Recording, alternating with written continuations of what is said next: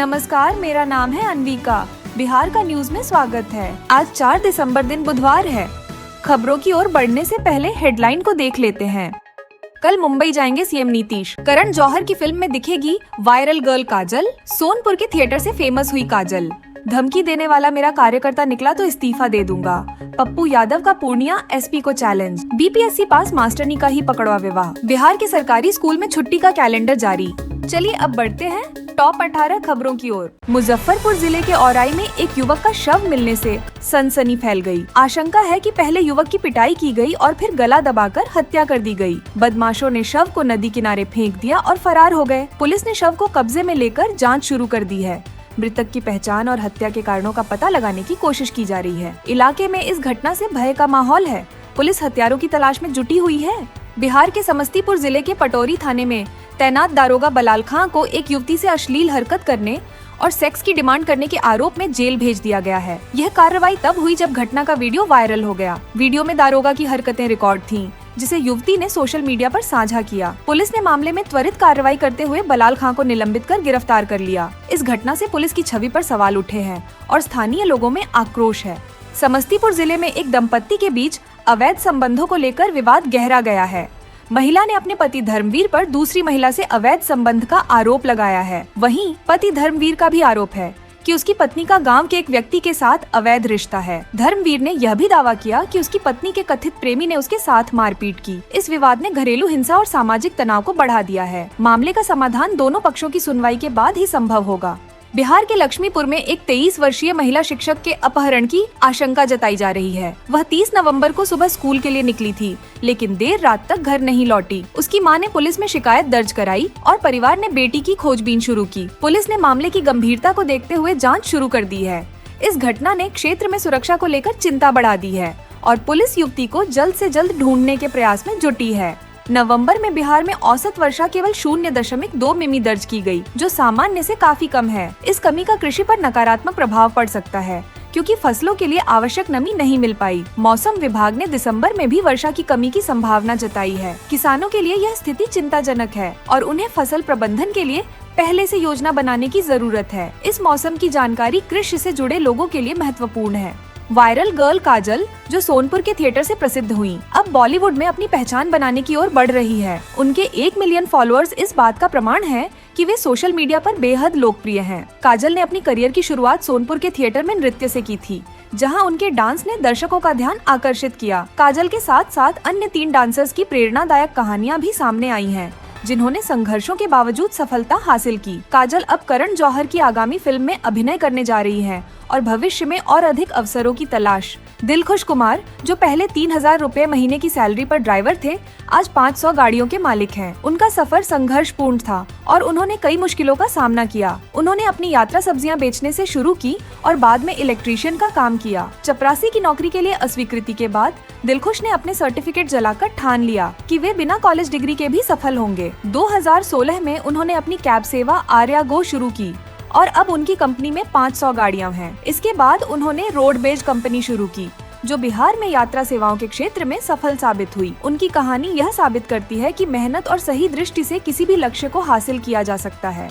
बिहार सरकार ने राज्य की प्रत्येक पंचायत में खेल मैदान और खिलाड़ियों के प्रशिक्षण की व्यवस्था करने का निर्णय लिया है। इस योजना के तहत पंचायतों में फुटबॉल, बैडमिंटन, वॉलीबॉल, कबड्डी और एथलेटिक्स जैसे खेलों के लिए मैदान बनाए जाएंगे। इसका उद्देश्य युवाओं को खेलों के प्रति प्रेरित करना और उनके विकास के लिए उचित प्रशिक्षण प्रदान करना है। सरकार विशेषज्ञों को नियुक्त कर खिलाड़ियों को बेहतर मार्गदर्शन देने की योजना बना रही है। यह कदम बिहार के ग्रामीण क्षेत्रों में खेलों को बढ़ावा देने और शारीरिक स्वास्थ्य को प्रोत्साहित करने में सहायक होगा। बिहटा एयरपोर्ट के रनवे विस्तार के लिए 154 मकानों को पूरब दिशा में और 246 मकानों को पश्चिम दिशा में तोड़ा जाएगा। इस योजना का उद्देश्य एयरपोर्ट की क्षमता और सुरक्षा बढ़ाना है, ताकि बड़े विमानों की सुरक्षा से उतार चढ़ाव में कोई समस्या न हो। अब तक 126.40 एकड़ भूमि का अधिग्रहण किया जा चुका है। हालांकि स्थानीय निवासी इस भूमि अधिग्रहण के खिलाफ हैं और अपनी संपत्तियों को बचाने के लिए संघर्ष कर रहे हैं। अधिकारियों के अनुसार रनवे की लंबाई 8000 फीट से बढ़ाकर 12000 फीट की जाएगी,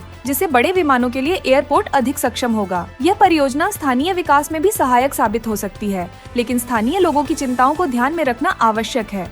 बिहार और दिल्ली में मिड डे मील की आपूर्ति करने वाले एनजीओ पूर्वांचल समाज सेवा संघ पर बच्चों को जहरीला और मिलावटी खाना देने का आरोप लगा है।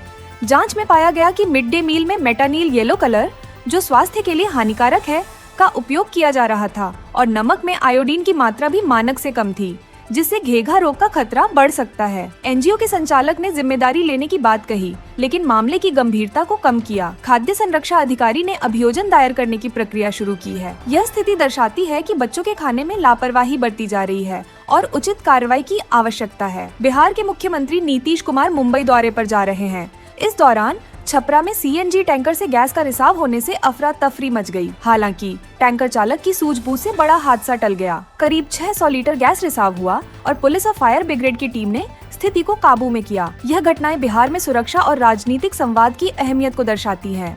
बिहार के स्वतंत्र सांसद पप्पू यादव ने पूर्णिया के एसपी को चुनौती दी, जिसमें कहा कि यदि धमकी देने वाला व्यक्ति उनका कार्यकर्ता निकला तो वे इस्तीफा दे देंगे। उन्होंने यह धमकी सरकार में बैठे कुछ लोगों की साजिश के रूप में देखी, जो उनके खिलाफ साजिश रच रहे हैं। पप्पू यादव ने बताया कि उन्हें कई बार जान से मारने की धमकियां मिली हैं, जिनमें विदेशी स्रोतों से भी धमकियां आईं। पुलिस ने धमकी देने वाले व्यक्ति राम बाबू यादव को गिरफ्तार किया है, लेकिन पप्पू यादव ने साजिश में और लोगों के शामिल होने की आशंका जताई। यह मामला व्यक्तिगत सुरक्षा के साथ साथ राजनीतिक साजिशों को भी उजागर करता है।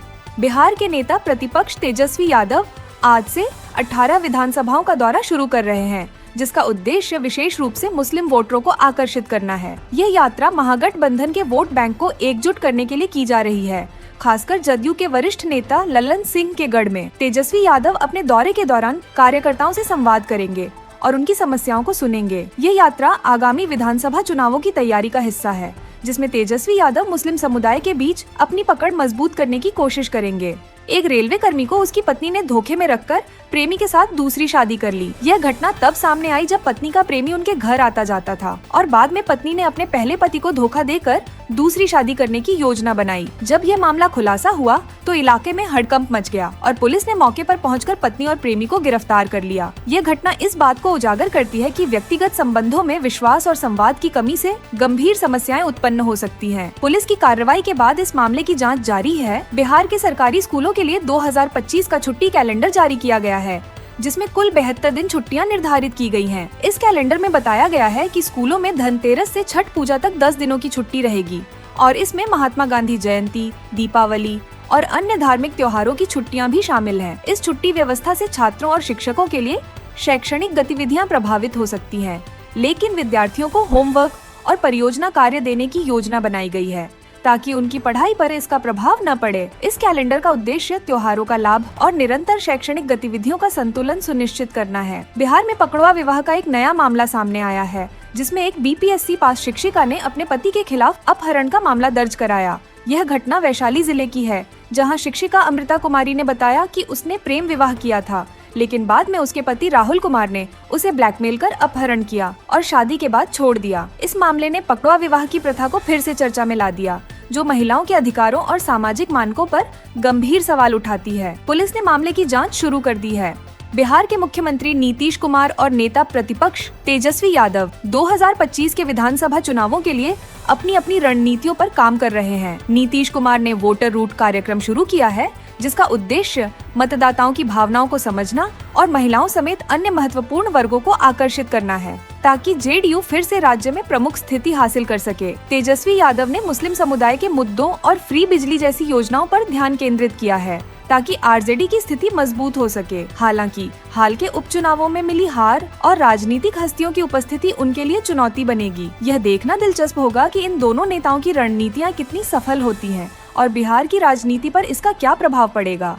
तेजस्वी यादव ने बिहार के मुख्यमंत्री नीतीश कुमार की 250 करोड़ रुपए की यात्रा पर सवाल उठाए हैं, यह कहते हुए कि इससे राज्य की जनता को कोई फायदा नहीं होगा और सरकार को इस खर्च का सही उद्देश्य बताना चाहिए। इस पर बिहार सरकार के मंत्री श्रवण कुमार ने तेजस्वी पर पलटवार करते हुए कहा कि उन्हें सीधे मुख्यमंत्री से बात करनी चाहिए, न कि मीडिया में सवाल उठाने चाहिए। इस प्रतिक्रिया से सरकार ने तेजस्वी के सवालों को गंभीरता से नहीं लिया और स्थिति को नियंत्रित करने का प्रयास किया है। यह मामला बिहार की राजनीति में हलचल मचा रहा है, जहां तेजस्वी यादव ने नीति और खर्च पर सवाल उठाए हैं, जबकि सरकार अपनी स्थिति को मजबूत करने का प्रयास कर रही है। यह देखना महत्वपूर्ण होगा कि आने वाले समय में जनता और विपक्ष इस यात्रा के प्रभाव को कैसे समझते हैं और इसका सियासी समीकरणों पर क्या असर पड़ता है। खबरों का सिलसिला यहीं तक। बिहार की तमाम खबरों की जानकारी के लिए हमारे चैनल को सब्सक्राइब कर लें, जिससे हमारे न्यूज की नोटिफिकेशन आपको पता चल जाए।